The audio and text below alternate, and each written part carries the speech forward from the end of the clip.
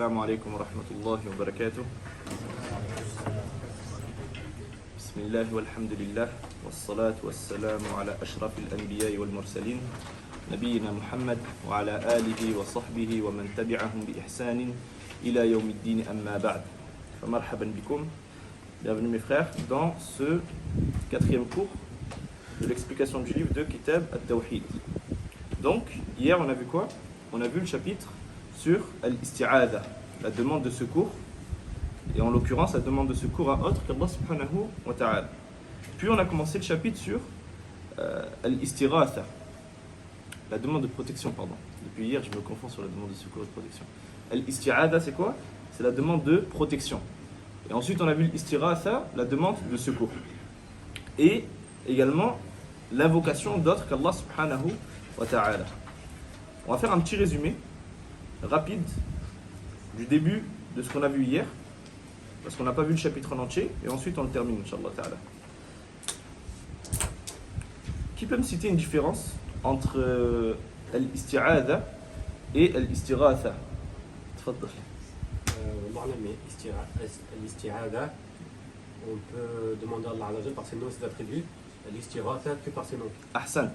On a dit que l'isti'adha, on pouvait demander à Allah par ses noms et par ses attributs. Donc on peut dire par exemple A'udhu billah, A'udhu birrahman, minash shaytanir rajim, etc. Ou on peut dire A'udhu biridaka min sakhatik. Par exemple, je demande par ton agrément contre ta colère. Et on a dit l'agrément c'est un attribut d'Allah subhanahu wa ta'ala, ou bien comme c'est venu dans le hadith, A'udhu bi kalimatillah. Je demande protection par les paroles parfaites d'Allah subhanahu wa ta'ala. Alors qu'on a dit que l'istighatha, donc la demande de secours, c'est seulement par les noms d'Allah subhanahu wa ta'ala. Et c'est pas permis de demander le secours par les attributs d'Allah subhanahu wa ta'ala. Ahsant. Qui peut me citer les deux catégories de dua qu'on avait citées? On a dit que la dua l'invocation, elle se divisait en deux parties. L'invocation de l'adoration et l'invocation de demande. Ahsant. L'invocation de l'adoration, donc ce qu'on appelle dua ou l'ibada, et l'invocation de la demande, dua ou talab ou le mas'ala ou le haja en fonction des différents livres. Ahsant. Qui peut me donner un exemple de dua ou l'ibada? La prière par exemple. Et on a dit que comment on comprenait que c'était une dua? C'est comme si on demandait d'être protégé du feu et d'être contre le Ahsant. La prière en soi, on en comprend que c'est une invocation par sa situation en elle-même. Parce que la personne qui fait la prière, c'est comme si elle demande à Allah Azza wa Jal de la protéger du feu, de la faire rentrer au paradis, etc. etc. Donc son hal, sa situation, c'est une dua. C'est comme s'il demandait, même s'il ne demande pas. Et on a dit que cette invocation-là, donc dua ou l'ibada, donc la prière par exemple en l'occurrence, ça contenait aussi des duas. Certaines contiennent aussi des duas qu'on prononce avec la langue, comme la prière, toutes les duas qu'on fait dans la prière. Et la deuxième catégorie, on a dit que c'était l'invocation de la demande. Et ça, c'est toutes les invocations que vous faites constamment quand vous demandez quelque chose à Allah subhanahu wa ta'ala. Tayyib. On s'était arrêté dans le matn, dans l'épître, lorsque l'auteur il dit, rahimahullah ta'ala, wa qawlihi fabtaru 'inda Allahi ar-rizqa wa'buduhu washkuru lahu ilayhi turja'un. Donc ce verset de sourate Al-Ankabut, Mohammed ibn Abdul Wahhab, bizarrement, ou plutôt ceux qui ont réécrit le matn derrière Mohammed ibn Abdul Wahhab, parce que c'est ses élèves qui l'ont réécrit, ils ont cité le verset mais sans citer le début du verset. Et on a besoin du début du verset pour comprendre ce qui est voulu par ce verset et pourquoi il est venu dans ce bab. Donc le début du verset c'est quoi? Innal ladhina ta'buduna min dunillah la yamlikuna lakum rizqan. Et ensuite fabtaru 'inda Allahi rizqa wa'buduhu washkuru lahu ilayhi turja'un. Donc qu'est-ce qui signifie ce verset? Il dit innal ladhina ta'buduna min dunillah. Ici Allah subhanahu wa ta'ala yukhatib al-kuffar. Il parle aux non-musulmans. Il dit certes ceux que vous adorez, c'est-à-dire al-awthan, les idoles, les fausses divinités, ceux que vous adorez en dehors d'Allah, la yamlikuna lakum rizqan. Ils ne possèdent pour vous aucune subsistance. C'est-à-dire qu'ils ne peuvent pas vous accorder votre subsistance. Vous les invoquez, vous leur demandez la subsistance, alors qu'ils ne peuvent pas vous accorder la subsistance.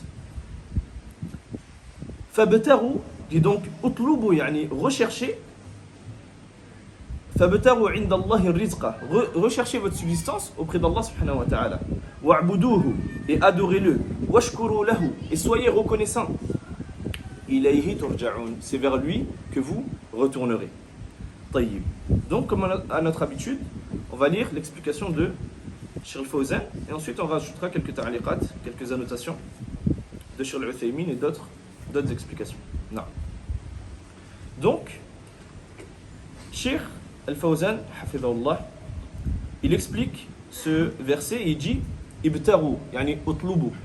Ibtaru, c'est le fait de rechercher une chose. Il dit utlubu. Ensuite, wa'buduhu, yani adorez-le. Qu'est-ce que ça veut dire? Akhlisu lahu al-ibadah. Yani soyez sincères et n'accordez cette adoration qu'à Allah subhanahu wa ta'ala seul. La sincérité dans l'adoration, c'est le fait de la vouer à Allah subhanahu wa ta'ala seul. وهو من عطف العام على الخاص. Ici il dit فابتغوا عند الله الرزق. Il dit recherchez auprès d'Allah la subsistance. Et ensuite il dit et adorez-le. طيب, le fait de rechercher la subsistance auprès d'Allah, c'est pas une adoration? C'est une adoration.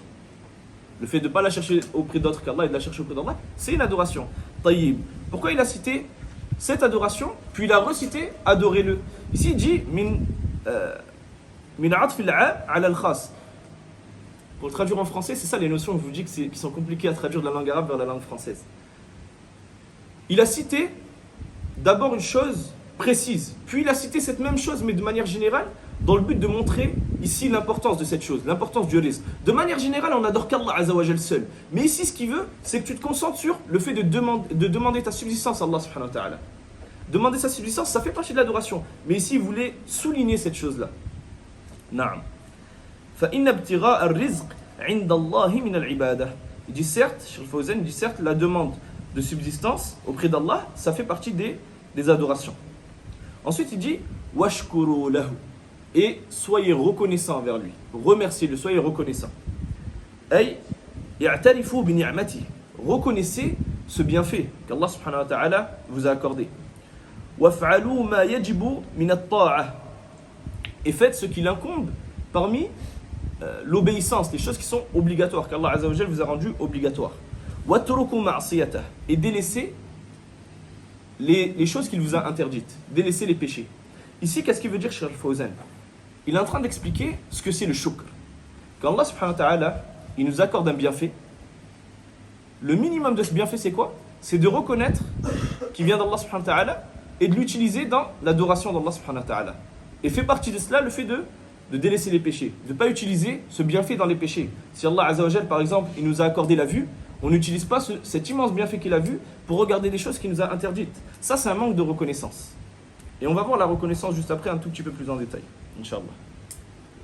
Ensuite, il dit ilayhi, yani dans le verset, la ila ghayrihi, yani ilayhi turja'un, c'est vers lui que vous retournerez, et ce n'est pas vers quelqu'un d'autre.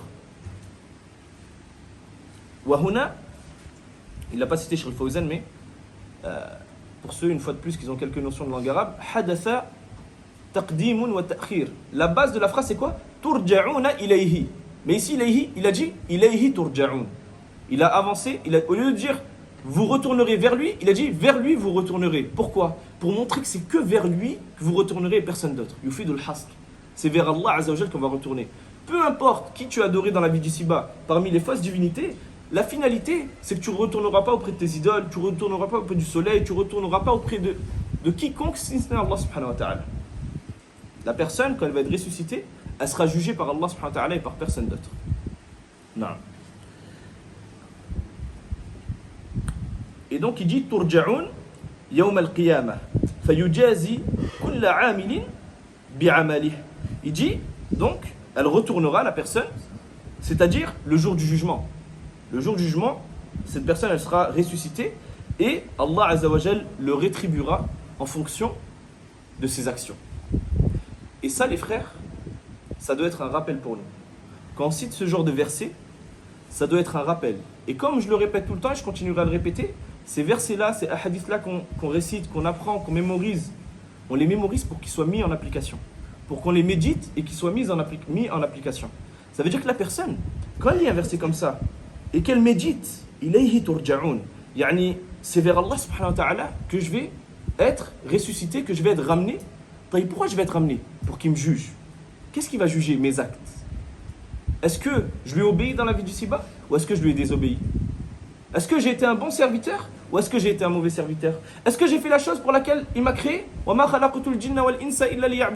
Et je ne crée les djinns et les hommes que pour qu'ils m'adorent? Est-ce que j'ai adoré Allah subhanahu wa ta'ala comme il l'a souhaité, comme il me l'a demandé ou non? Et chaque personne, elle fait son examen de conscience. Et elle se dit là tout de suite, si l'ange de la mort il venait et qu'il prenait mon âme, est-ce que je serais prêt à me présenter devant mon Seigneur? Est-ce que je suis satisfait de ce que j'ai fait jusqu'à aujourd'hui? Et chacun il se pose la question. Et chacun il est plus à même de répondre à cette question qu'autre que lui. Chacun il connaît sa personne mieux que quiconque. Et donc on doit méditer ces versets et se rappeler que la vie d'ici-bas, on n'est que de passage. On n'est que de passage et ce n'est qu'un examen. Imtihan, c'est qu'un examen. La vraie vie, c'est la vie de l'au-delà. La vie qui va durer, qui ne va jamais s'arrêter, c'est la vie de l'au-delà. Qu'elle soit au paradis ou qu'elle soit en enfer. Mais ça nous revient à nous. Ça nous revient à nous, ça revient à nos œuvres. Qu'est-ce qu'on aura fait? Qu'est-ce qu'on a avancé pour ce jour terrible qui sera le jour du jugement? Qu'est-ce qu'on a avancé? Qu'est-ce qu'on a ramené avec nous? Chaque personne, elle se pose la question. Naam.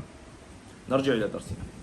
Donc, il dit, Cheikh al-Fawzan, hafidhahullah, Cheikh al-Fawzan Jabal. Cheikh al-Fawzan, c'est une montagne de science. Celui qui peut profiter de Cheikh al-Fawzan d'une quelconque manière, dans ses livres, dans ses audios, s'il est à Riyad et qu'il fait une assise qui s'assoit, Cheikh al-Fawzan, nas'Allah an yahfadha. Naam. Il dit, Ya'murullahu subhanahu. Allah subhanahu wa ta'ala, il ordonne. Bitalab ar-rizqi minhu wahdahu. Il ordonne qu'on recherche notre subsistance auprès de lui et seulement de lui. Qu'on ne la recherche auprès de personne d'autre. La min al-asnam wal-awthan. Pas des idoles ou des fausses divinités, des statues, des tombes, etc. Wa ifradihi bil-ibada. Et le fait qu'on l'unifie dans l'adoration. Wa li'tirafi bi ni'amihi allati asdaha ala ibadihi. Et le fait qu'on reconnaisse les bienfaits qu'il a accordés à ses serviteurs. Et le fait qu'on les utilise dans son adoration. Comme on disait tout à l'heure, les bienfaits d'Allah subhanahu wa ta'ala, ils doivent être utilisés dans ce qu'Allah subhanahu wa ta'ala il aime. Si Allah t'a accordé des jambes, c'est pas pour aller et courir vers le haram. Et rappelle-toi que certaines personnes, ils n'ont pas eu ce bienfait. Nous, Allah il nous a accordé la vue. Il ne l'a pas accordé à d'autres personnes. À nous d'être reconnaissants sur cette vue, sur cette ouïe, en n'écoutant pas des choses qui sont haram, sur tous les bienfaits qu'Allah subhanahu wa ta'ala il nous a accordés. Et si on essayait de les dénombrer, wallahi on ne pourrait pas les dénombrer. Si on essaie de les dénombrer, on ne peut pas dénombrer. Juste essaye de dénombrer sur ton visage les bienfaits qu'Allah subhanahu wa ta'ala t'a donné. Et il n'y a pas une chose qui t'a donné si ce n'est qu'il y a une hikmah derrière, qu'il y a une sagesse. La personne, quand elle se rappelle de ça et qu'elle le médite, elle se rend compte à quel point on n'est pas reconnaissant de tous les bienfaits qu'Allah Azza wa Jalla il nous a donnés. Il dit ensuite walibti'adi an ma'siyati. Et le fait de s'éloigner, donc fait partie de cette reconnaissance, le fait de s'éloigner des péchés. Thumma yukhbiru anna al-masira ilayhi. Ensuite, il nous informe dans ce verset quand il dit ilayhi turja'un, vers lui nous retournerons, il nous informe que la destination finale, elle est auprès d'Allah subhanahu wa ta'ala. Et ça, c'est une chose que chaque musulman doit toujours avoir en tête. C'est que peu importe ce qui t'arrive dans la vie d'ici-bas, peu importe par quelle épreuve tu es touché, peu importe par quel bienfait ou quel bienfait t'est accordé, la finalité, c'est que tout ça, ça va s'en aller. Et qu'on va juste retourner auprès de notre Seigneur. Et c'est ça le jour important à préparer. C'est pas la vie d'ici-bas. Yani, la vie d'ici-bas, comme on a dit, c'est un examen, on travaille, on se fait plaisir parce que ça fait partie des choses de la dunya, mais c'est pas notre destination finale. El-Masir, la destination finale, c'est quoi? C'est soit le paradis, soit l'enfer. Et c'est ça qu'on doit préparer. Donc il dit فَيُجَازِي كُلَّ عَامِلٍ بِعَمَلِهِ. Il récompensera, il rétribuera chaque personne en fonction de ses œuvres. فَيَجِبُ عَلَى الْعَبْدِ أَنْ يَحْسِبَ لِذَلِكَ حِسَابَهُ. C'est pour ça qu'il convient à la personne, et même qu'il incombe à la personne, de faire le compte de ses œuvres. Et chacun, il médite et il voit où est-ce qu'il en est, vis-à-vis de son Seigneur subhanahu wa ta'ala. Ensuite, Cheikh al-Fawzan il dit Munasabatul ayati lil bab. le lien entre ce verset et le chapitre qu'on est en train d'étudier. Donc pour rappel, le chapitre qu'on étudie c'est quoi?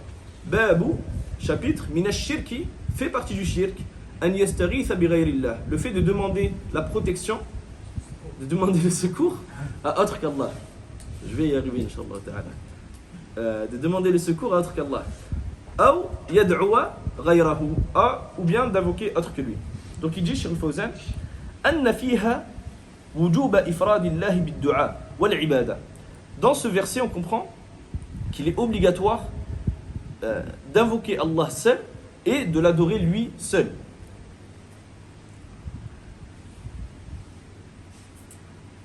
والرد على المشركين الذين يعبدون غيره. Et c'est une réfutation de la croyance des polythéistes qui adorent autre qu'Allah subhanahu wa ta'ala. طيب ما يستفاد من الآية. Qu'est-ce qu'on tire de bénéfique de ce verset? Le cheikh dit وجوب دعاء الله وحده وطلب الرزق منه. Le fait qu'il est obligatoire d'invoquer Allah subhanahu wa ta'ala seul. Il est interdit, comme on l'a cité dans les cours d'avant, d'invoquer quiconque en dehors d'Allah dans les choses qui sont propres à Allah subhanahu wa ta'ala. Et la subsistance en fait partie. Et il dit et le fait qu'on doit demander la subsistance à Allah seul. Et ça pareil, les frères, ça doit être un rappel. Parce que malheureusement, beaucoup d'entre nous, quand on est devant une difficulté, quand on est face à une difficulté financière, on réfléchit à toutes les solutions pour trouver de l'argent. Et on oublie de revenir à celui qui possède les cieux et la terre. On cherche une personne qui pourrait nous prêter de l'argent, on cherche un travail, on cherche un patron, on cherche une augmentation. Et on oublie de demander à celui qui possède les cieux et la terre, celui qui possède notre subsistance, celui qui est capable de nous l'augmenter ou de nous la diminuer. On oublie de lui demander.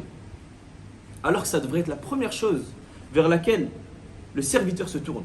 La première chose dans toutes les difficultés, le premier vers qui on se tourne quand on a une difficulté, peu importe celle-ci, c'est Allah subhanahu wa ta'ala. Et une fois que tu as demandé à ton Seigneur, une fois que tu t'es humilié pour ton Seigneur, que tu as invoqué, là seulement, ensuite tu vas faire les causes. Et tu vas chercher du travail, et tu vas chercher une cause de subsistance. Mais la première chose à faire, c'est revenir vers son Seigneur et lui demander. Non. Ensuite il dit, parmi les choses bénéfiques qu'on a tirées de ce verset, le fait qu'il est obligatoire de vouer tous les types d'adoration à Allah subhanahu wa ta'ala. Également, le fait qu'il est obligatoire d'être reconnaissant envers Allah subhanahu wa ta'ala vis-à-vis des bienfaits qu'il nous a accordés. Taïb, qui peut me dire comment on comprend que c'est obligatoire dans le verset? Allah ta'ala il dit فَابْتَغُوا عِنْدَ اللَّهِ الرِّزْقَ وَاعْبُدُوهُ وَاشْكُرُوا لَهُ. On a besoin, je ne le traduis pas parce qu'on a besoin de langue arabe pour avoir la réponse. Qui peut me dire comment on comprend qu'il est obligatoire d'être reconnaissant envers Allah subhanahu wa ta'ala? Ahsant, akhi, barakallahu fik. Fi'lul amr, le verbe à l'impératif. Il dit dans le verset, et soyez reconnaissants. Il utilise le verbe à l'impératif. Et on a une règle dans ce qu'on appelle usul al-fiqh, les fondements du fiqh, qui dit que al-amru yufidu al-wujub. Le verbe à l'impératif, il implique l'obligation. Illam yasrifhu sarif. Donc le verbe à l'impératif, il implique l'obligation.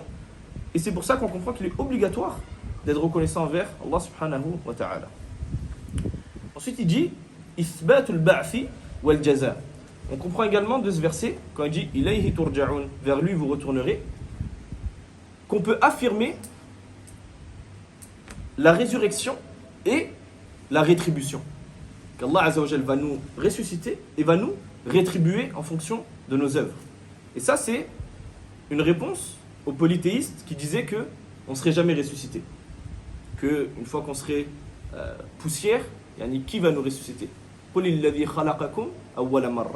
qui vous a créé la première fois. Non. Il dit également, Cheikh Al-Fawzan, أنه لا تنافي بين طلب الرزق والاكتساب وعبادة الله. Il dit également, on comprend de ce verset, qu'il n'y a pas de contradiction entre le fait de demander sa subsistance et de gagner de l'argent et l'adoration d'Allah subhanahu wa ta'ala. Certaines personnes, elles pourraient se dire, soit je dois mettre toute ma vie dans l'adoration, ou soit je dois mettre ma vie dans la recherche de la subsistance. Non, tu dois faire les deux. Tu recherches ta subsistance, et en même temps, tu adores ton Seigneur. Tu fais les deux. Et ta recherche de la subsistance, si tu mets la bonne intention, ce serait une ibada aussi, ce serait une adoration. Naam. وأن الإسلام فيه خير الدنيا والدين.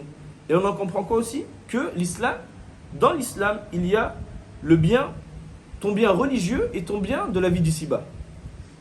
Ton bien religieux et ton bien de la vie d'ici-bas. Taïb. Une petite faïda par rapport au shukr, par rapport à la reconnaissance vis-à-vis d'un bienfait. Les savants ils disent que la reconnaissance, elle se divise en trois.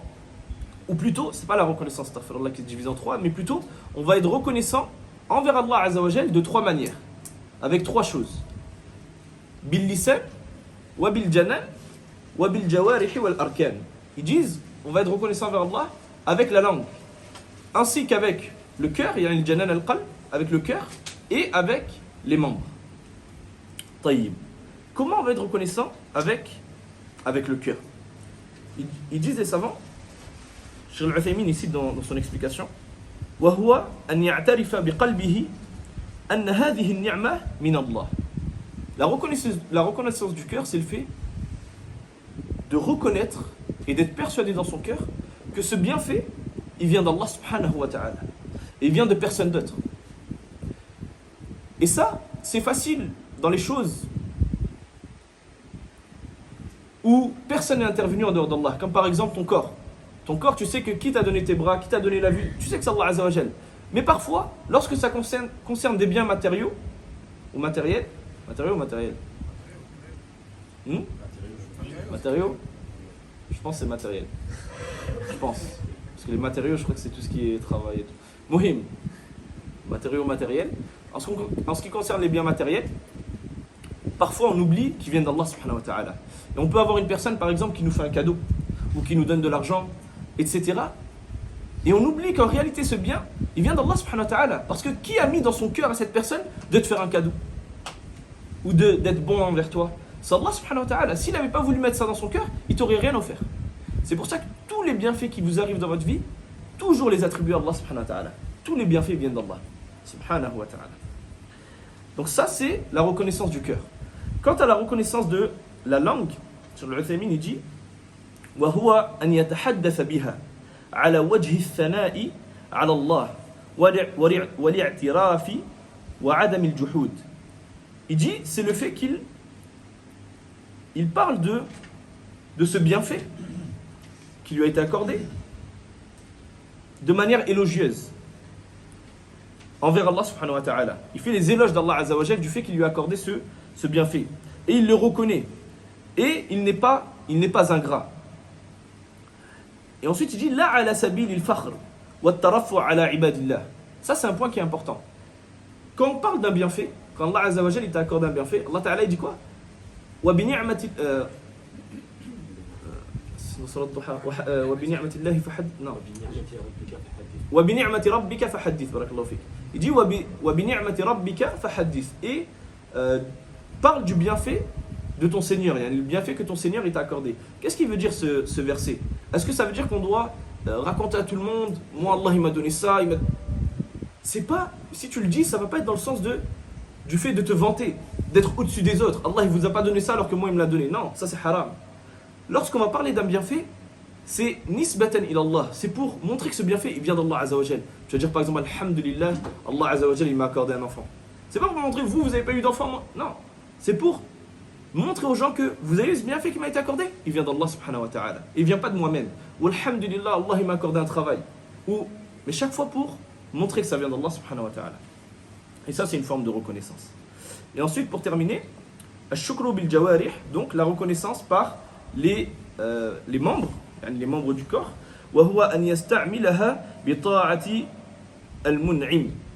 C'est le fait d'utiliser ce bienfait dans l'obéissance de celui qui a été bienfaisant envers toi, c'est-à-dire Allah subhanahu wa ta'ala.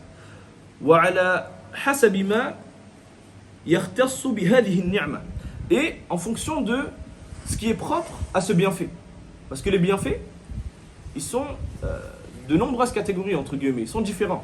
Par exemple, al-shukru, Cheikh al-Uthaymin dit quoi? Shukrullahi ala ni'matil ilm, an yata'allam, ou plutôt an ya'mal bihi, wa an yu'allimahu an-nas. Il dit par exemple le bienfait de la science. Si Allah Azza wa Jalla il t'a accordé de la science, il convient à celui à qui Allah Azza wa Jalla il a accordé une science d'œuvrer par cette science et d'enseigner cette science aux gens. D'enseigner cette science aux gens. Et ça rentre dans ce qu'on appelle zakat ou l'ilm. Vous savez, les savants ils disent qu'il y a une zakat sur la science. Zakat ou l'ilm. La personne qui a étudié, il doit sortir sa zakat. Il doit enseigner une partie de ce qu'il a étudié. C'est une zakat. C'est une aumône qui doit sortir.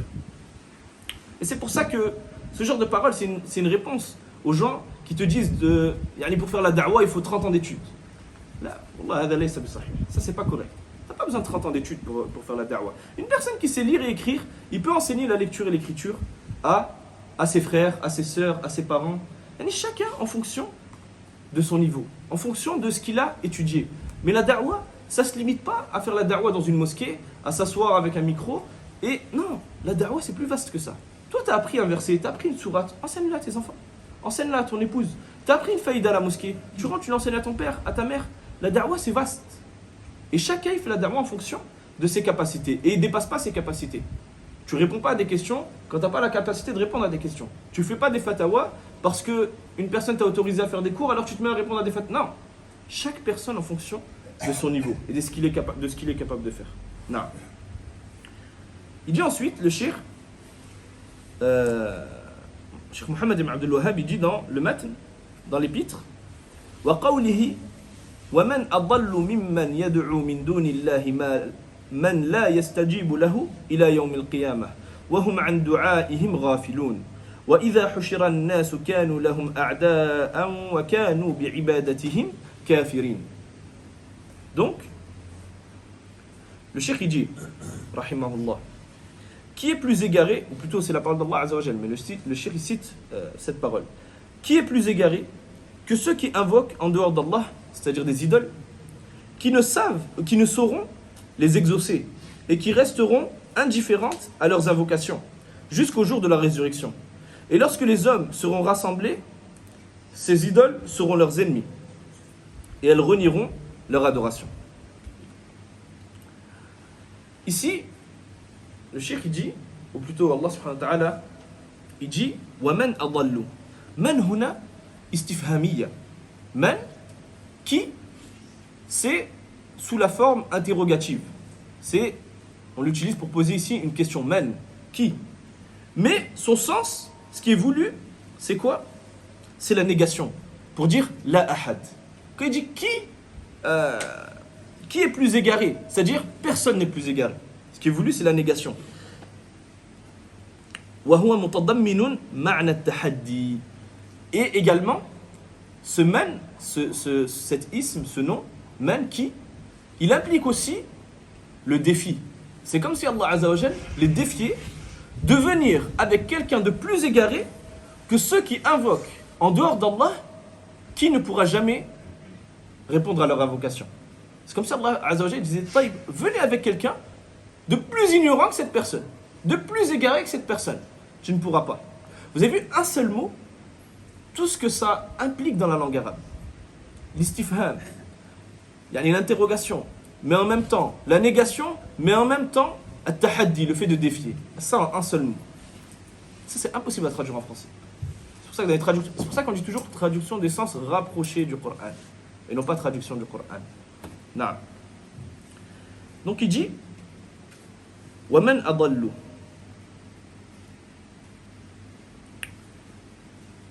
Cheikh Fawzan il dit وَمَنْ أَضَلُّ أي لا أحد أشد ضلالا.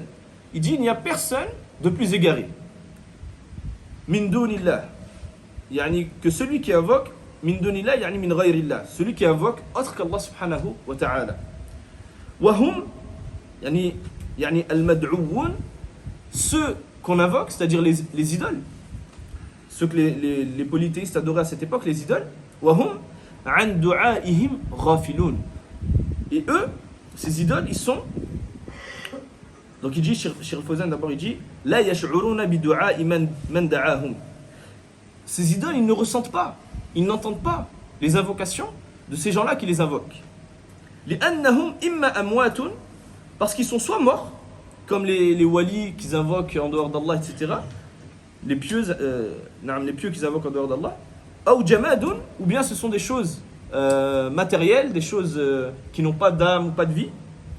Ou malaika, ou bien des anges, mashghoulouna bima khuliqu lah, qui sont occupés par ce pourquoi ils ont été créés, c'est-à-dire l'adoration d'Allah subhanahu wa ta'ala. Et donc ils ne répondront pas à ces gens-là. Pourquoi ? Parce que les polythéistes à l'époque, ils adoraient des saints qui étaient morts, ou bien ils adoraient des statues, des arbres, des pierres, des anges, le soleil, la lune. Et Allah Azza wa Jalla dit, qui peut bien être plus égaré que quelqu'un qui invoque une chose qui ne lui répondra jamais. Il ne répondra jamais à son invocation. Et il sait, en invoquant, qu'il ne répondra pas à son invocation. Il le sait qu'il ne répondra pas à son invocation. Mais il l'invoque en dehors d'Allah subhanahu wa ta'ala.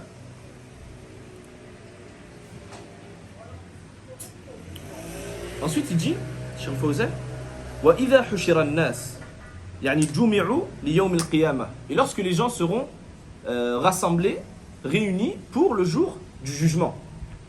كانوا أي الآلهة التي يدعونها من دون الله.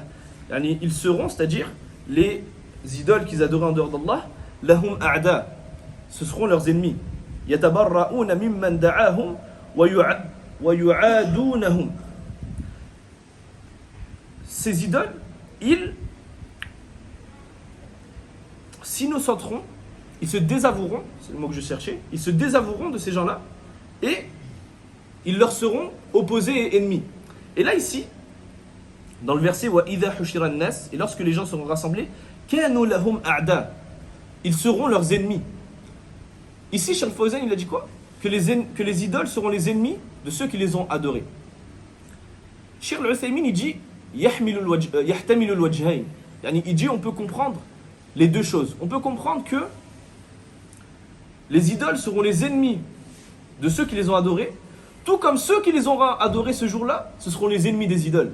Parce que ce jour-là, ils n'auront rien à en tirer. Ils sauront que si ce n'est Allah, personne ne pourra les sauver. Alors chacun sera l'ennemi de l'autre. Chacun se désavouera de l'autre. Et Cheikh Al-Uthaymin, il dit que ça fait partie de Balaghatul Qur'an, de l'éloquence du Coran. Qu'avec une seule phrase, on peut en tirer plusieurs ma'ani plusieurs sens qui sont tous corrects. Naam. Ensuite, il dit, concernant le verset وَكَانُوا بِعِبَادَتِهِمْ كَافِرِينَ, et ils mécroiront, ou plutôt, ici, ils renieront leur adoration. Il dit كَافِرِينَ أي جاحدين لعبادة من عبدهم. Ils renieront l'adoration de ceux qui les ont adorés. Donc ici, il parle des idoles. Ensuite, il dit al-ma'na al-ijmali lil-ayatayn. Donc le sens général de ces deux versets qu'on a cités.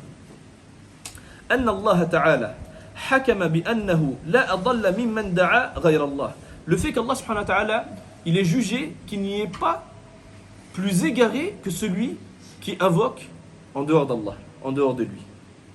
Min al-makhluqin, parmi les créatures. Mimman la yaqdiru ala ijabati da'watihi fi dunya.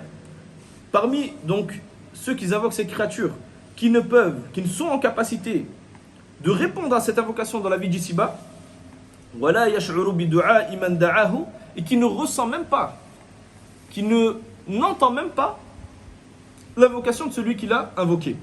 Subhanallah, quand tu invoques un mort, toi tu l'invoques pour te rapprocher d'Allah subhanahu wa ta'ala, ou pour qu'il soit une cause de rapprochement d'Allah subhanahu wa ta'ala, alors que ce mort il ne t'entend même pas. Cette statue elle ne t'entend même pas. Tu l'as fabriquée de tes propres mains, et ensuite tu l'invoques. Non. Il dit Cheikh Fawzan, et lorsque l'heure aura sonné, et que les gens auront été rassemblés, ils seront hostiles et ennemis à ceux qui les ont invoqués, et ils se désavoueront d'eux.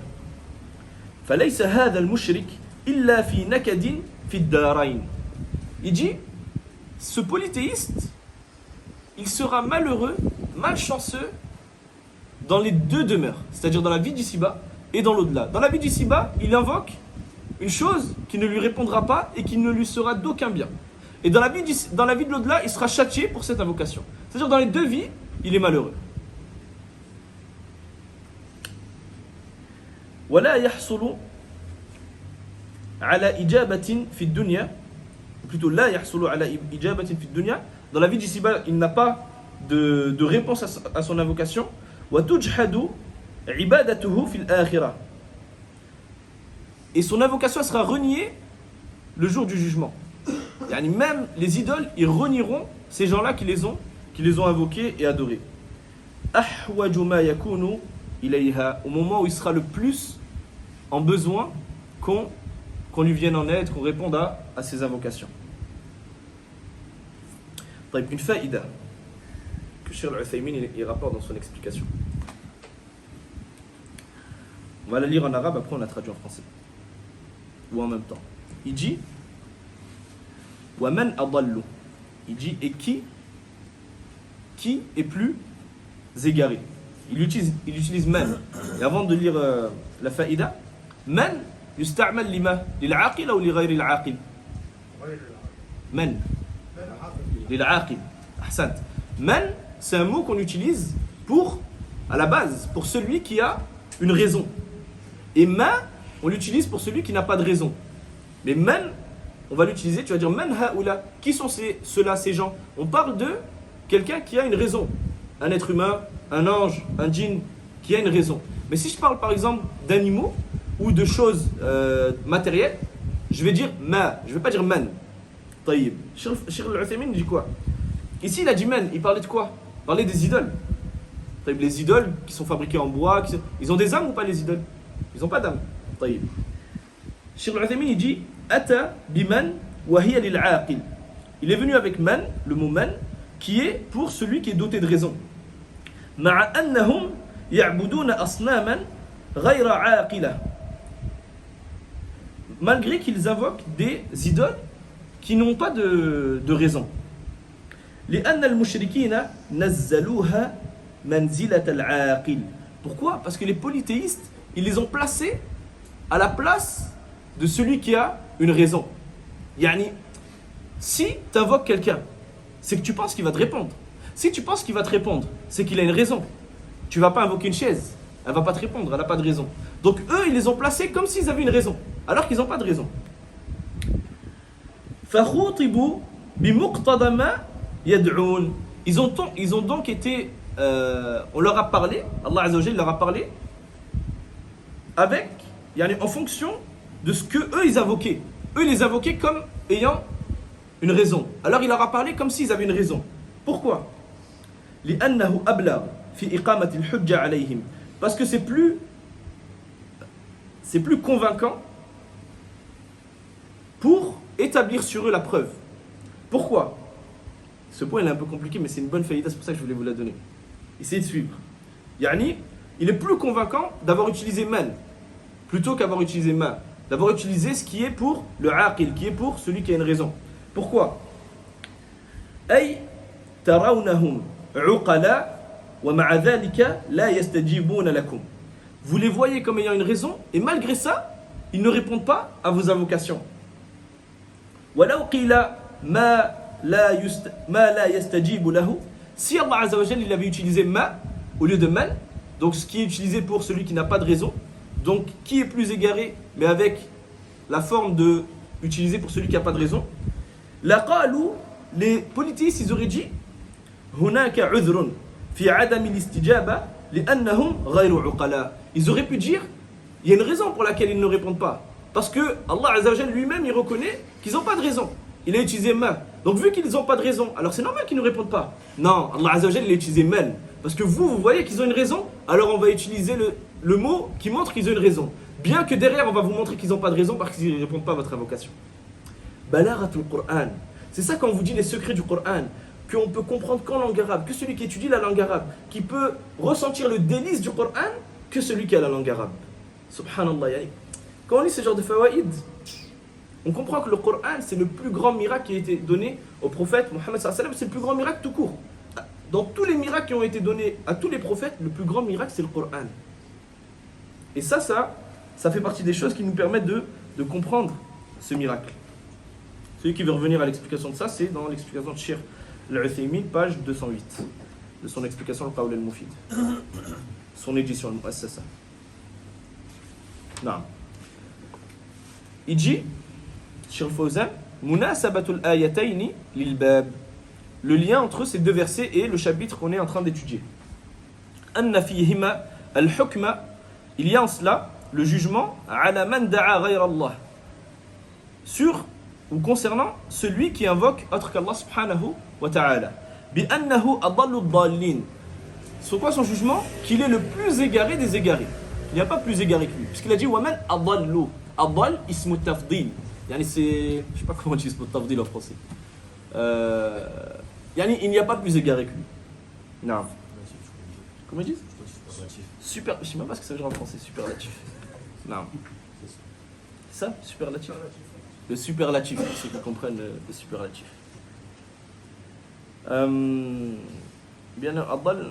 Wa anna ad-du'a ibadah. Et on comprend quoi également? Que l'invocation c'est une adoration. D'ailleurs c'est un hadith. Ad-du'a huwa al-ibadah. C'est un hadith. Et c'est pas l'autre hadith qui est dans le Kitab Tawhid. Ad-du'a mukhul ibadah. La du'a c'est la base, le mot ici c'est dans le sens la base de l'adoration. Ça c'est un hadith qui est daif, qui est faible. Le hadith authentique c'est ad-du'a huwa al-ibadah. L'invocation c'est l'adoration. Non. فَمَنْ صَرَفَهُ لِغَيْرِ اللَّهِ فَهُوَ كَافِرٌ. Quiconque détourne cette adoration à autre qu'Allah subhanahu wa ta'ala, la voue à autre qu'Allah azza wa jal, alors il est mécréant, il est polythéiste, donc mécréant. Ma yustafadu min al-ayatayn. Qu'est-ce qu'on tire de bénéfique de ces deux versets cités précédemment? Anna ad-du'a ibada. Que l'invocation c'est une adoration.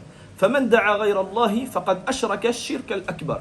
Et celui qui voue cette adoration à autre qu'Allah subhanahu wa ta'ala, donc qui invoque autre qu'Allah, il est tombé dans le grand polythéisme, dans la grande association qui fait sortir de l'islam. Ensuite il dit bayanu shaqawati man yad'u ghayra Allah fi ad-dunya wal akhirah. Subhanallah. Il dit, on peut tirer de ce verset le malheur de celui qui invoque autre qu'Allah dans la vie d'ici-bas, tout comme dans l'au-delà. Et ça, une fois de plus, c'est un rappel, les frères. Ou c'est un rappel surtout pour ces gens-là qui tombent dans ces choses-là. Parce que malheureusement, comme on a dit dans le cours d'avant, on a beaucoup de musulmans qui tombent dans ce grand péché qui fait sortir l'islam et qui invoquent autre qu'Allah subhanahu wa ta'ala, qui demandent à des walis.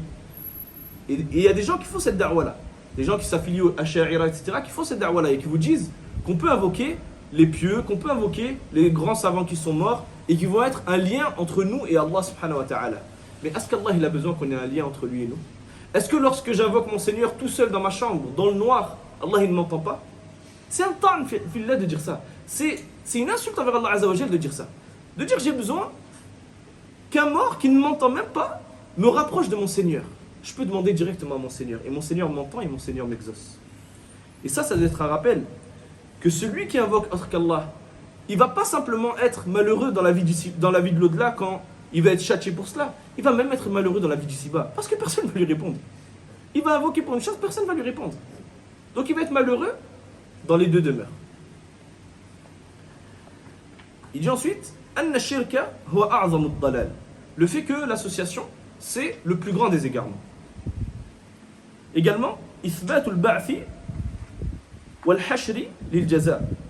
On peut affirmer de ces deux versets la résurrection ainsi que le rassemblement pour la rétribution, afin que les serviteurs soient rétribués en fonction de leurs actions. Également, anna al-awthana la tasma'u man da'aha. Le fait que ces idoles n'entendent pas celui qui les invoque. Wala tastajibu lah, et ne lui répond pas à son invocation. Wa aksuma, ou plutôt aksuma yatasawwaru al-mushrikun fiha. C'est le contraire de ce que les polythéistes pensent lorsqu'ils les invoquent. Et tout à l'heure, j'ai dit qu'ils savaient qu'ils ne leur répondraient pas. Je retire ce que j'ai dit. Pour rester avec la parole, j'ai dit ça pour un kalam, mais là-bas. Je retire comme ça, on reste sur la parole de Cheikh Al-Fawzan. ils pensaient, quand ils les invoquaient, ces idoles, ils pensaient qu'on allait leur répondre. Ils pensaient que ces idoles allaient leur répondre. Non. Ensuite, il dit Anna ibadat Allah wahdahu fiha khayru dunya wal akhirah. Le fait d'adorer Allah seul, il y a en cela tout le bien de la vie d'ici-bas et de l'au-delà.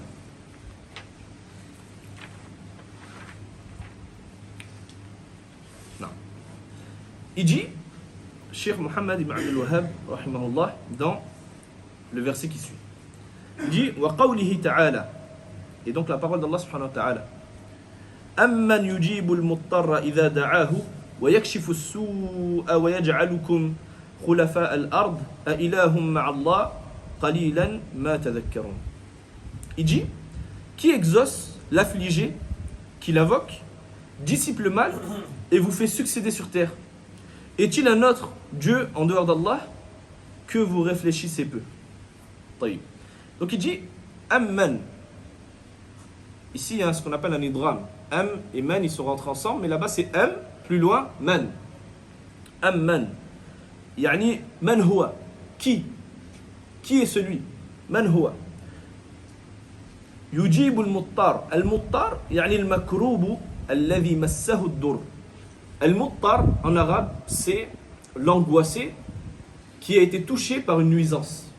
La personne qui est touchée par une nuisance et qui est dans une situation extrême, qui a besoin d'aide, on appelle ça al-muttar.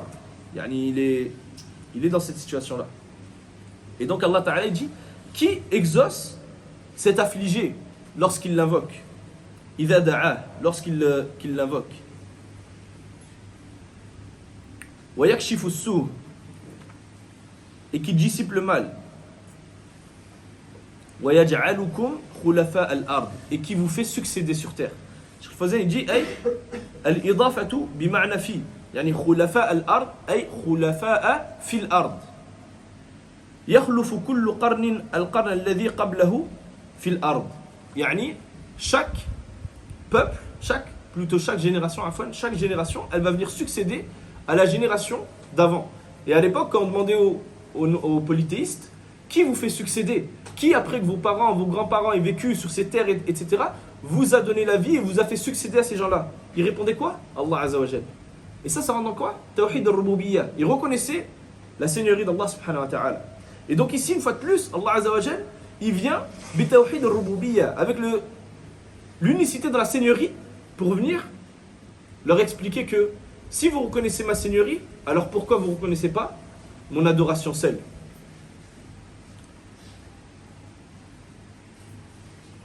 Il dit a ilahun ma'allah, ay, est-ce qu'il y a une divinité, un Dieu avec Allah Azza wa Jal, ay siwahu, en dehors de lui, yaf'alu hadhihi al-ashya bikum wa yun'imu alaykum hadhihi an-ni'am. Il dit Cheikh Fawzan, est-ce qu'il y a un Seigneur en dehors d'Allah Azza wa Jal qui vous accorde ou qui fait ces choses-là, qui vous fait succéder sur terre, qui répond à vos invocations et qui vous accorde les bienfaits qu'Allah Azza wa Jal vous accorde? Est-ce que vous avez une idole? Est-ce que vous avez une divinité qui fait cela? La réponse est non. Et eux-mêmes ils répondent non. Qu'est-ce qu'il dit? Qalilan ma tadhakkarun. Que vous réfléchissez peu. Yani ay tatadhakkaruna tadhakkuran qalilan fi 'azamati Allah wa ni'amihi alaykum. Vous vous souvenez très peu, vous réfléchissez très peu, vous méditez très peu quant à la grandeur d'Allah subhanahu wa ta'ala. Et quant au fait ou vis-à-vis de tous les bienfaits qu'il vous a accordés. فلذلك أشركتم به غيره في عبادته. Et c'est ça la cause qui fait que vous avez associé Allah subhanahu wa ta'ala dans son adoration. Pourquoi? Parce que les polythéistes, ils ne méditaient pas la grandeur d'Allah subhanahu wa ta'ala. Le fait que ce soit lui qui leur ait donné tous ses bienfaits. Pourquoi? Parce que celui qui médite cela, quand tu réfléchis, tu médites, tu dis taïb, qui m'a donné la vue? C'est Allah. Qui m'a donné la vie? C'est Allah. Qui va me ressusciter? C'est Allah. Qui m'a accordé des parents? C'est Allah. Qui m'a accordé l'islam? C'est Allah. Qui m'a guidé sur la sunna? C'est Allah. Qui me donne ma subsistance? C'est Allah. Tous les bienfaits qui m'arrivent, c'est Allah qui me les donne. Comment je vais adorer autre qu'Allah subhanahu wa ta'ala? Et celui qui médite sur ça, tout de suite il va savoir, il doit adorer Allah Azza wa Jal. Mais eux, ils n'ont pas médité sur ça. Ils n'ont pas saisi de manière réelle la grandeur d'Allah subhanahu wa ta'ala. Et sa grandeur également dans son châtiment. et le fait qu'il puisse les châtier. Dans la vie d'ici-bas, tout comme dans l'au-delà. Non. Donc Cheikh Al-Fawzan il dit Al-ma'na al-ijmali lil-aya, le sens général de ce verset. يحتج تعالى على المشركين في اتخاذهم الشفعاء. Donc Allah Azza wa Jalla il l'utilise comme preuve, il argumente contre les polythéistes et le fait qu'ils aient pris en dehors d'Allah des intercesseurs. اتخاذهم الشفعاء من دونه بما قد علموه وأقروا به من إجابة الله لهم عندما يدعونه في حال الشدة. Il utilise, Allah Azza wa Jal, il argumente contre eux, il utilise comme preuve le fait que lorsque ces gens, ces polythéistes, ils sont dans la pire des situations, ils sont muttar, fit tirar, ils sont dans une situation où leurs idoles ne peuvent rien pour eux, et là par contre ils s'en rendent compte. La personne qui est au milieu de la mer, les vagues qui prend le bateau, qui tombe dans la mer, qui sait que s'il invoque son idole, jamais elle ne lui répondra et elle ne sera d'aucune aide. Qu'est-ce qu'il fait à ce moment-là, ce polythéiste? Il invoque Allah de manière sincère. Il invoque Allah de manière sincère, sans lui donner d'associé à ce moment-là. Et c'est un des secrets qui fait que Allah Azza wa Jal, Yujibul Muttar, qui répond à l'invocation, comme c'est dit dans le hadith, de celui qui est dans cette situation-là, cette situation de détresse. Parce que dans cette situation-là, lorsqu'il va invoquer sincèrement. Parce qu'il sait au fond de lui, dans sa fitra, dans sa saine nature, que seul Allah Azza wa Jal peut lui venir en aide. Dans ce genre de situation, et dans les autres également. Mais dans ce genre de situation, il s'en souvient. Alors que dans les autres situations, Fir Racha, quand il est dans l'aisance, il oublie. Wa kashfihi su'a an-nazila bihim. Et le fait qu'Allah Azza wa Jal, c'est le seul qui puisse lever ce mal qu'il a fait descendre sur eux. Wa ja'lihim khulafa'a fil ard. Et le fait que ce soit Allah seul qui les ait fait succéder sur terre, ba'da amwatihim, après que leurs ascendants soient décédés. فإذا كانت آلهتهم لا تفعل شيئا من هذه الأمور فكيف يعبدونها مع الله. Il dit, et du fait que leurs idoles ne puissent pas faire tout cela, tout ce qu'on vient de citer, comment il est possible qu'ils les adorent avec Allah Azza wa Jal? Et remarquez qu'est-ce qu'il a dit? Il a dit ma'allah. Il a dit avec Allah. Parce qu'à l'époque des polythéistes, les polythéistes, ils adoraient Allah et ils adoraient avec Allah leurs idoles.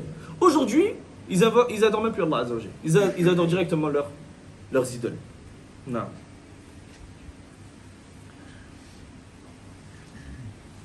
ولكنهم لا يتذكرون نعم الله عليهم إلا تذكرا قليلا. Cependant, ils ne se souviennent des bienfaits qu'Allah Azza wa Jal que très peu. Et ils n'y réfléchissent que très peu. لا يورث خشية الله. Yani ce peu de réflexion vis-à-vis des bienfaits d'Allah Azza wa Jal, il ne peut pas engendrer cette crainte d'Allah Azza wa Jal.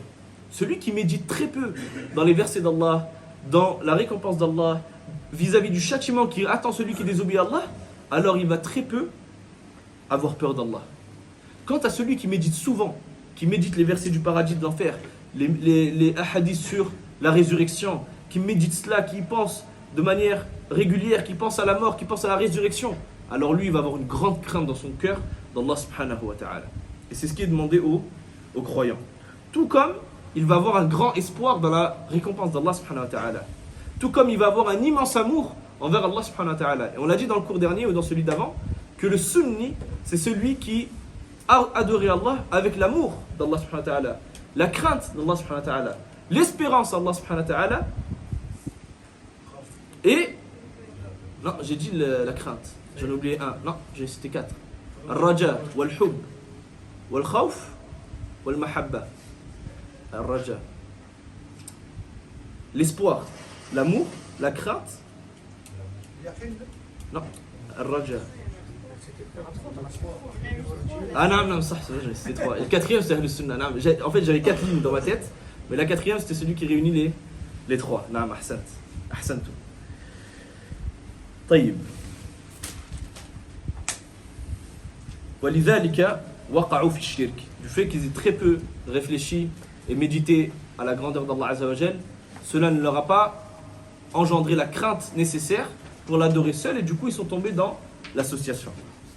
Il dit, Cheikh Al-Fawzan, munasabatu al-aya lil-bab. Le lien entre ce verset et le chapitre. Anna fiha butlan al-istighatha bi ghayrillah. Le fait qu'il y a la nullité de la demande de secours à autre qu'Allah subhanahu wa ta'ala. Qu'il ne soit pas permis de demander le secours à autre qu'Allah subhanahu wa ta'ala. لأنه لا يجيب المضطر ويكشف السوء النازل ويحيي ويميت سواه. Pourquoi yani, c'est pas permis d'invoquer et de demander le secours à autre qu'Allah? Parce que aucun parmi ceux qu'on pourrait invoquer en dehors d'Allah ne peut répondre à celui, à l'angoissé, à l'affligé, ni même enlever sur lui le mal qu'Allah Azza wa Jalla a fait descendre, ni même le faire vivre ou le faire mourir. Et c'est pour ça qu'il n'est pas permis de leur demander de l'aide. Ma yustafadu min al-aya. Qu'est-ce qu'on tire comme profit de ce verset? Butlanu al-istighathati bi ghayrillah fima la yaqdiru alayhi illa Allah. La nullité et l'interdiction de demander le secours à autre qu'Allah dans ce qui est propre à Allah Azza wa Jalla. Pourquoi on dit dans ce qui est propre à Allah Azza wa Jalla? Parce que souvenez-vous, on a divisé al-istighatha, la demande de secours, en combien de catégories?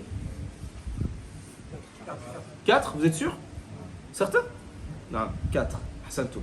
Et donc on a vu qu'il y en a une c'était une adoration, une c'était du shirk, une qui était permise et une qui était une perte de temps. Donc il y a des cas où on va pouvoir demander à autre qu'Allah Azza wa Jalla le secours, mais ce ne sera pas dans les choses qui sont propres à Allah subhanahu wa ta'ala. Ce sera dans les choses de la vie d'ici-bas. Dans les choses de la vie d'ici-bas. Non.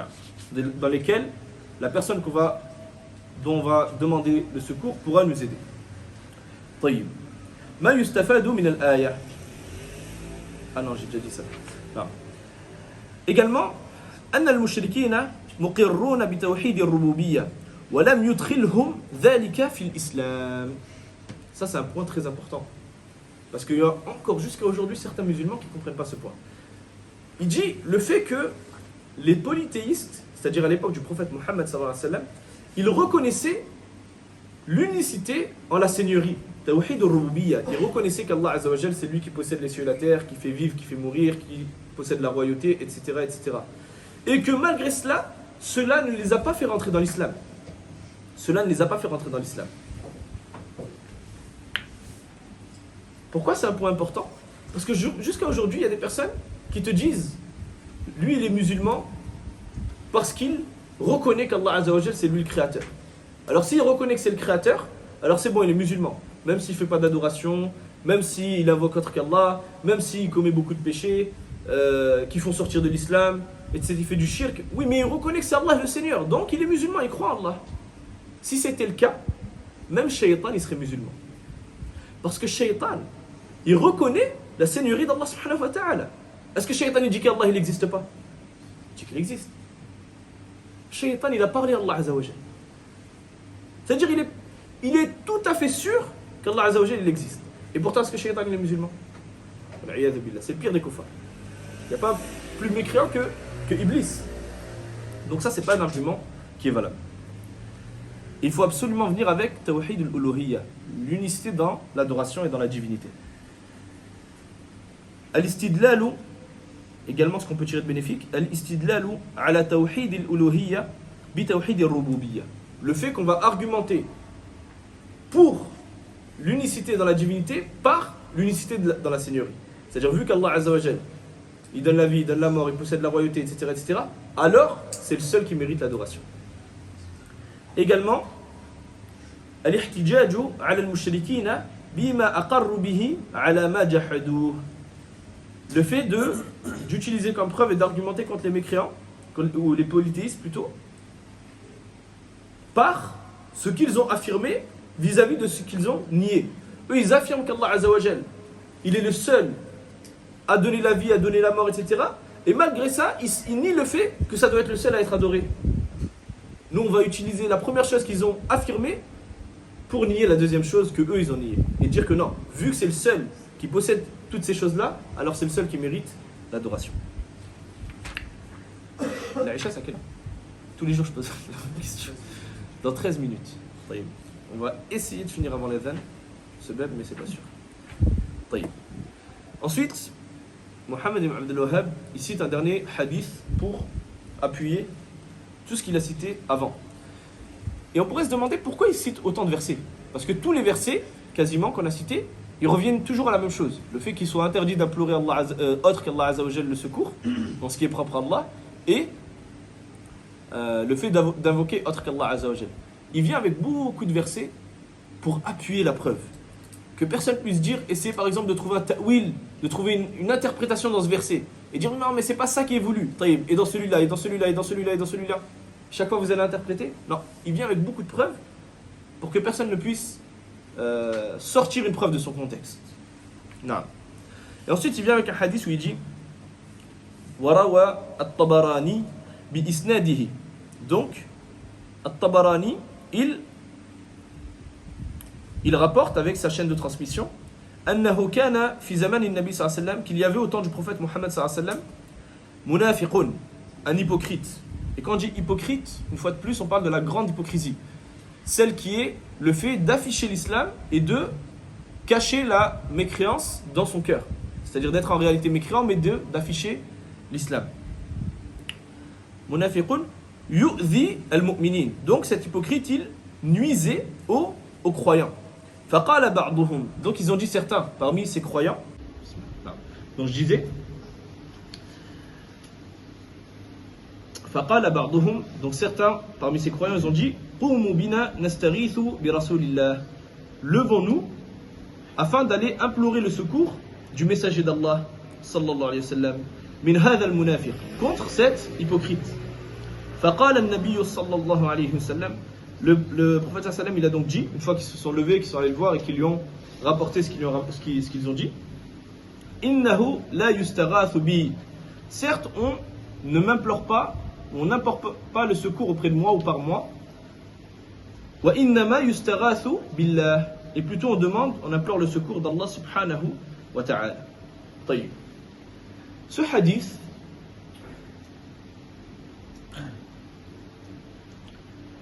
hadith, certains savants l'ont rendu bon. Et d'autres savants l'ont rendu faible. Pourquoi ils l'ont rendu faible? Pour plusieurs raisons. Déjà, avant de rentrer dans pourquoi ce hadith serait bon ou serait faible, je ne sais plus si dans le premier cours on avait fait ce rappel, mais je vais le refaire. Il se peut que dans Kitab Tawhid, il y ait des chapitres, pas des chapitres, des hadiths qui soient faibles. Mais on a dit que le chapitre en question, il ne sera jamais basé sur un hadith faible. Ce ne sera jamais la seule preuve qu'il y a dans le chapitre. Ce sera toujours une preuve en plus. Donc ici, on a pu citer peut-être 4 ou 5 versets qui affirment ce qui est voulu dans le chapitre. Et ce hadith, c'est qu'une preuve de plus. Et on a dit, si les savants ils utilisent un hadith da'if avec d'autres hadiths sahiha authentiques, ou bien da'if ça veut dire faible, ou avec d'autres versets, c'est pour venir appuyer le sens de ces versets. Mais ce n'est pas une base. Ça veut dire que si on a vu que ce hadith pour appuyer cette mas'ala, cette question juridique, on n'aurait pas pu l'utiliser. On n'aurait pas pu utiliser ce hadith comme une base. Pour ceux qui voient qu'il est faible. Pour ceux qui voient qu'il est bon, na'am. Mais pour ceux qui voient qu'il est faible, on n'aurait pas pu l'utiliser. Ça veut dire que peu importe qu'il soit bon ou qu'il soit faible, ça affaiblit pas les arguments qui sont donnés dans ce bab. Et ça c'est important de le comprendre parce que souvent les gens de la bid'a, ils essayent de se moquer de ce livre-là ou quoi, ils disent, ils sont rapportés dans le Kitab Tawhid des hadiths qui sont faibles. Même si c'est vrai, en rien, ça va affaiblir le livre ou les arguments qui sont cités dans ce livre. Pourquoi certains savants ils ont dit qu'il était faible? Parce que dans la chaîne de transmission, il y a une personne qui s'appelle Ibn Lahi'a. Et Ibn Lahi'a, pour ceux qui le connaissent, il faisait partie de Atba'ut Tabi'in, ceux qui ont rencontré les Tabi'in, ceux qui ont rencontré les compagnons. Et cette personne-là, qui est un savant de la Sunna, il a eu un souci. C'est quoi son souci? C'est que quand il y a eu une guerre, je ne me rappelle plus exactement qui était venu, si c'était les Tatars ou qui, il me semble que c'était les Tatars, mais j'ai un doute. Ils sont venus et ils ont brûlé sa maktaba. Ils ont brûlé sa bibliothèque où il y avait tous ces livres de hadith. Et lui c'était un muhaddith. Or c'était un muhaddith qui n'avait pas une excellente mémorisation. Et une fois qu'on a brûlé ces livres, après cela, il a fait beaucoup d'erreurs dans les hadiths qu'il a rapportés. Et c'est pour ça que beaucoup de savants ils ont dit Ibn Lahi'a, il est layyinul hifz. C'est-à-dire quoi layyinul hifz? C'est-à-dire qu'il avait une mauvaise mémorisation. Layyinul hifz c'est une expression dans Mustalah al-Hadith, dans la science de l'expression du hadith, qui veut dire qu'il avait une mauvaise mémorisation. une mémorisation qui était faible. Et donc, certains savants, ils ont dit, Ibn Lahi'a, il est daif. Si on a un hadith où il y a Ibn Lahi'a, il est daif. Le hadith, il est daif. D'autres, ils ont dit non. Ils ont dit, on regarde, est-ce que le hadith, il l'a rapporté avant que ses livres y brûlent ou après que ses livres ils aient brûlé? S'il a été rapporté avant que ses livres y brûlent, alors le hadith, il est bon. S'il a été rapporté après, alors le hadith, il est faible. Et ici, ils ont dit, il y a Ibn Lahi'a dans la chaîne de transmission. Donc certains, comme Al-Haythami, on dit, allal al-hadith. Il a trouvé que dans le hadith, il y avait une illa, il y avait un da'f, quelque chose de faible. Il a dit que le hadith, il était faible. D'autres, ils ont dit non. Ils ont dit, il est bon. C'est un hadith qui est bon et qu'on peut utiliser. Et il y a un deuxième problème dans ce hadith. Certains hadiths, ils ont soulevé ce problème-là. Là, ce qu'on citait, ça concernait quoi? Ce qu'on appelle l'isnad, la chaîne de transmission du hadith. Taïb. Mais pour rendre un hadith authentique ou un hadith faible, on va se baser sur deux choses. Sur l'isnad et sur al-matn. Sur l'isnad et al-matn. La chaîne de transmission et le contenu du hadith. Parfois, on va avoir une chaîne de transmission qui est authentique. Tous les rapporteurs du hadith, ils sont authentiques. Mais un des rapporteurs, lorsqu'il a cité le hadith, il s'est trompé sur un mot. Ou bien il s'est trompé sur le nom d'une personne. Et le hadith a été rapporté de cette manière. Et quand on regarde le sens du hadith, on dit non, ça c'est pas possible. Par exemple, parce que telle personne n'était pas née à ce moment-là. Ou bien, il y a une chose dans le hadith qui ne va pas dans le matn, dans le sens même du hadith. Taïb. Certaines personnes, ils ont dit on a un problème dans le matn de ce hadith. Dans le sens du hadith. C'est quoi ce problème? Ils ont dit comment les compagnons vont devoir aller voir le prophète sallallahu alayhi wa sallam pour se plaindre d'un hypocrite et ils vont pas pouvoir se défendre eux-mêmes. Comme si, entre guillemets, ils avaient eu peur de cet hypocrite. Donc ils ont dit il y a un souci dans le matn. D'autres ils ont dit non, c'est pas parce qu'ils ont eu peur de lui. C'est juste par sagesse qu'ils ont préféré revenir auprès du prophète sallallahu alayhi wa sallam et voir qu'est-ce que le prophète sallallahu alayhi wa sallam allait leur conseiller, qu'est-ce qu'ils allaient dire pour pas faire une fitna. Qu'ils attaquent cette personne et qu'après on dise regardez les compagnons de Muhammad, ils s'attaquent les uns les autres. Ils ont préféré revenir par sagesse au prophète Muhammad sallallahu alayhi wa sallam. Roudoud, les savants, ils donnent des arguments, les autres ils répondent, etc. Hada jamalul ilm. Ça fait partie des beautés de la science. Taïb. On peut revenir à l'explication du coup de ce hadith.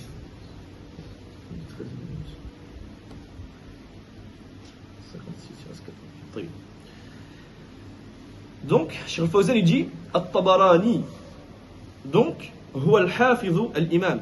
At-Tabarani c'est le mémorisateur, le grand mémorisateur, l'imam Sulayman ibn Ahmad. Sahibu al-ma'ajim al-thalatha. Celui qui, plutôt l'auteur des 3, entre guillemets, dictionnaires. Je dis entre guillemets parce que ce ne sont pas des dictionnaires, ce sont des livres de hadith. Mu'jam en arabe, c'est un dictionnaire. Mais Ma'ajim al-Tabarani, ce ne sont pas des dictionnaires, ce sont des livres de hadith.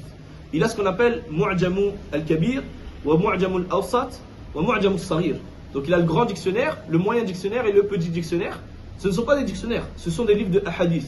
Pourquoi il a appelé ça Mu'jam?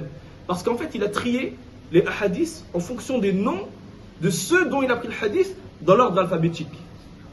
Il les a placés dans l'ordre alphabétique. Donc il a appelé ça le Mu'jam, comme si c'était un dictionnaire, mais du hadith. Naam. Bi-isnadihi, yani ila Ubadata ibn Samit. Donc il a rapporté At-Tabarani avec sa chaîne de transmission qui remonte jusqu'au compagnon Ubada ibn Samit. Ensuite, quand il dit munafiq, yani, donc, kana fi zaman al-Nabi sallallahu alayhi wa sallam munafiq, il y avait à l'époque du prophète sallallahu alayhi wa sallam un hypocrite, il dit wa huwa Abdullah ibn Ubay ibn Salul ra'sul munafiqin. Ici, Cheikh Al-Fawzan, il voit que cet hypocrite en question, c'était Abdullah ibn Ubay ibn Salul. C'était qui Abdullah ibn Ubay ibn Salul? C'était la tête des hypocrites. C'était celui qui, entre guillemets, dirigeait les hypocrites. C'est celui qui, lorsqu'ils sont allés à la bataille de Uhud, avait réuni un tiers de l'armée, plus de 300 personnes, et les avait fait revenir à Médine, afin de ne pas combattre avec le prophète sallallahu alayhi wa sallam. C'est celui qui était revenu également de mémoire avec un tiers de l'armée à la bataille de Tabouk. Yani c'est celui qui détestait le plus l'islam, mais qui affichait l'islam. Et ces hypocrites-là, c'est quand qu'ils ont apparu? Ils ont apparu après la bataille de Badr. Quand le prophète sallallahu alayhi wa sallam il est venu et qu'il a émigré à Médine, la deuxième année de l'Hégire, il y a eu ce qu'on appelle la bataille de Badr. Vous connaissez la grande bataille de Badr. Et dans cette bataille, lorsque les musulmans ont remporté la bataille et qu'ils sont revenus, certaines personnes de Médine qui ne croyaient pas au prophète sallam et à Allah azawajal et qui n'étaient pas rentrés dans l'islam, ils ont eu peur. Ils se sont dit, les musulmans, ils sont devenus trop forts. Ils ont eu peur pour eux. Et ils se sont dit, c'est mieux si on rentre dans l'islam de manière hypocrite, on fait croire qu'on est musulman, et au moins, on est en sécurité, entre guillemets, etc. Et donc, à partir de là, il y a eu les premiers hypocrites, ce qui a été appelé le munafiqoun, les premiers hypocrites. Et à leur tête, Abdullah ibn Ubay ibn Salul. Cheikh al-Uthaymin, il voit que ça peut être lui comme ça peut être autre que lui. Et ça, Allah Ta'ala, a'lam, c'est la vie le plus juste parce qu'on n'a rien qui montre que c'est Abdullah ibn Ubay ibn Salul. Donc ça pourrait être n'importe quel hypocrite. Mais comme de base, c'était lui qui était à la tête de tous les problèmes. C'est lui, par exemple, qui était le premier qui avait dit que Aïcha, radiyallahu anha, elle avait commis la fornication, al-iyadu billah. Chaque fois qu'il y avait un problème avec les hypocrites, c'était lui la cause. C'est pour ça que Cheikh Fawzan, il voit que c'était lui dans ce hadith. C'est l'adhan dans quelques secondes. On va faire l'adhan, après on termine, Inch'Allah ta'ala. Non. Donc, Cheikh Fawzan, il dit, hafidhahullah, wa nifaqu huna. Donc ici, l'hypocrisie, c'est idharul islam wa ikhfa'ul kufr. Il dit donc c'est le fait d'afficher l'islam et de cacher la mécréance. Ensuite, quand il dit dans le hadith, nastaghithu bi rasulillah, nous demandons le secours au messager d'Allah. Ay natlubu minhu kaffa hadha al-munafiq 'an al-adha. On demande au prophète sallam de faire cesser cet hypocrite, de faire cesser les nuisances de cet hypocrite. Ensuite, quand il dit innahu la yustaghathu bi, quand le prophète sallam il dit certes, on n'implore pas le secours, ou on n'implore pas le secours auprès de moi. Ay, Cheikh Fawzan il dit kariha sallallahu alayhi wa sallam an yusta'mala hadha al-lafz fi haqqihi ta'adduban ma'a Allah. Ça, c'est un point qui est important à comprendre dans ce hadith. Ici, est-ce qu'on a dit qu'est-ce qu'on avait le droit de demander l'aide et le secours d'autres qu'Allah Azza wa Jal dans une chose parmi les choses de la vie d'ici-bas? On a le droit. Ici, ils ont demandé quoi? Ils ont demandé à ce que le prophète sallam les protège et les aide face à un hypocrite. Est-ce que le prophète il est capable de faire ça? Il est capable de faire ça. Alors pourquoi il leur a dit de ne pas demander le secours auprès de lui? Moi j'aurais dit que pour les habitués à demander ça, c'est Allah Azza wa Jal. Ahsant. Ici, comme il dit Cheikh Fawzan, Kariha, sallallahu alayhi wa sallam, il a détesté, il n'a pas aimé أن يستعمل هذا اللفظ في حقه, qu'on utilise cette expression يعني الاستغاثة pour le prophète صلى الله عليه وسلم تأدبا مع الله, par bon comportement envers Allah عز وجل. Il voulait qu'on utilise le mot istighatha, la demande de secours, le fait d'implorer le secours que pour Allah Azza wa Jal. Mais ici en réalité, ce qu'ils ont fait c'est pas du shirk. Ils avaient le droit de demander l'aide du prophète sallam. Mais il n'a pas voulu qu'on utilise cette expression, al-istighatha. Il voulait qu'on utilise ça que pour Allah Azza wa Jal, pour montrer que quand tu demandes le secours, tu le demandes à Allah Azza wa Jal. طيب المعنى الإجمالي للآية, le sens général de للحديث عفوا, le sens général de ce hadith. Il dit, Cheikh Fawzan, لما قوي الإسلام كان هناك صنف من الكفار رأوا الدخول في الإسلام ظاهرا والبقاء على الكفر باطنا. Il a dit quand les musulmans sont devenus forts, il y a une partie parmi les mécréants qui ont vu que le fait de rentrer dans l'islam de manière apparente et de cacher la mécréance était pour eux une bonne chose. Summu bil munafiqin, ils ont été appelés les hypocrites. Wa kana yasduru minhum min al aqwali wal af'ali ma yudayiqu al muslimin. Et il émanait de ces gens-là, de ces hypocrites, des paroles et des actions qui oppressaient les musulmans. Wa min dhalika ma hasala min hadha ar-rajul. Et parmi ces oppressions qui ont pu émaner de ces gens-là, ce que cette personne, cet hypocrite a pu faire. حتى طلب بعض الصحابة من النبي صلى الله عليه وسلم كفه وزجره, jusqu'au point où certains compagnons ils ont demandé au prophète صلى الله عليه وسلم de le faire cesser ses nuisances et de blâmer cette personne. والنبي صلى الله عليه وسلم يقدر على ذلك. Et le prophète صلى الله عليه وسلم il est capable de faire ça, il est en capacité de faire cesser les nuisances de cet hypocrite. لكن لما كانت الصيغة التي تقدموا بها إليه فيها إساءة أدب مع الله تعالى ما ينبغي أن تقال استنكرها النبي صلى الله عليه وسلم. Cependant, étant donné que l'expression qu'ils ont utilisée lorsqu'ils ont demandé le secours au prophète Mohammed sallallahu alayhi wa sallam il y avait en elle un mauvais comportement vis-à-vis d'Allah Azzawajal, le fait de demander l'istighatha à autre qu'Allah, ce qui est permis, mais cette expression, c'est comme si c'était un manque de respect envers Allah. Alors le prophète sallam il a préféré blâmer cela et les mettre en garde contre cela, ta'liman lis-sahaba, afin d'enseigner, comme il disait notre frère Khalil, d'enseigner aux sahaba que lorsqu'on demande de l'aide, on le fait toujours auprès d'Allah subhanahu wa ta'ala. Bien qu'ensuite on peut faire les causes et aller voir le prophète sallam dans leur cas, mais cette expression elle doit être utilisée pour Allah azza wa jalla. Wa saddan li dhari'ati shirk, et afin de couper court et de se prémunir de tomber dans l'association, et que certaines personnes pensent que le secours vient du prophète sallam, alors que le prophète ce n'est qu'une cause, et que le secours en réalité vient d'Allah subhanahu wa ta'ala. Wa himayatan lit tawhid, et en guise de protection du tawhid, afin que de couper court à tout moyen, toute chose qui risque d'amener au shirk, et que les gens risquent de penser que, regardez les compagnons, ils demandaient de l'aide au prophète sallam, donc nous on peut demander de l'aide par exemple à des gens qui sont pieux, etc. Non, on demande de l'aide à Allah azza wa jalla. Le prophète sallam il a souhaité couper court à cela. طيب. مناسبة الحديث للباب, donc le lien entre ce hadith et notre chapitre, أن فيه إنكار النبي صلى الله عليه وسلم الاستغاثة بغير الله. Le fait qu'il y a ici le blâme du prophète sallam et le fait qu'il ait nié la demande de secours à autre qu'Allah azza wa jalla. ما يستفاد من الحديث, qu'est-ce qu'on tire de bénéfique de ce hadith? أنه لا يستغاث بالنبي صلى الله عليه وسلم وغيره من باب أولى. Le fait qu'il n'est pas permis de demander al-istighatha, d'implorer le secours au prophète sallallahu alayhi wa sallam, en utilisant cette expression-là. Alors il a dit وغيره من باب الأولى. Ça veut dire que si c'est pas permis de le faire avec le prophète sallallahu alayhi wa sallam, alors autre que le prophète sallallahu alayhi wa sallam, on n'en parle même pas. Demander à un wali, si c'est pas permis avec le prophète, alors c'est permis avec personne d'autre.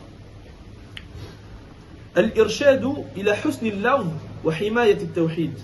Le fait que le prophète sallallahu alayhi wa sallam nous ait indiqué la meilleure des expressions à utiliser, le fait qu'on doit utiliser des bonnes expressions lorsqu'on traite ce type de sujet, et le fait qu'il ait souhaité protéger l'unicité, le tawhid, de toute chose qui pourrait mener au shirk.